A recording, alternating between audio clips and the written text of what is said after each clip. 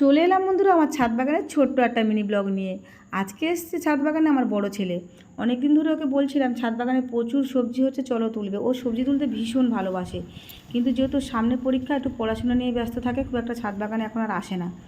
গত বছর আমার ছাদ বাগানে যত সবজি হয়েছে আমার দুই ছেলেই মিলে কিন্তু সবজিগুলো তুলেছে। এবছর দুজনেই একদম আসে না, তার কারণ বড় ছেলে বলেছে আমার পরীক্ষা না হলে আমি কিন্তু ছাদ বাগানে যাব না। আজকে ওর দাদু এসছে বলে ওই জন্য ওই চলে এসছে আমার সঙ্গে। দাদুকে যেহেতু ড্রাগন ফল দিতে হবে তাই নিজেই তুলতে চলে এসছে।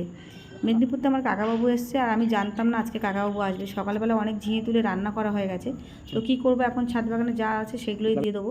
তো কয়েকটা ঝিঙে রয়েছে, মোটামুটি অল্প একটু বড় হয়েছে, খুব বেশি বড় নয় এগুলো, দু একদিন পরে তুলতাম। তো আজকেই তুলে দিলাম, কিছু করার নেই, যেহেতু কাকাবাবু চলে যাবে। তো গাছের সবজি একটু দিলে বেশ আমার ভালোও লাগবে, ওই জন্য ছেলে এই যে সবজিগুলো তুলে নিল। তো আজকে ছিল বন্ধুরা এটাই ব্লগ। কেমন লাগলো কমেন্ট করে জানিও, আর আমার ছাদ বাগানের ভিডিও ভালো লাগলে প্লিজ চ্যানেলটি সাবস্ক্রাইব করে নিও।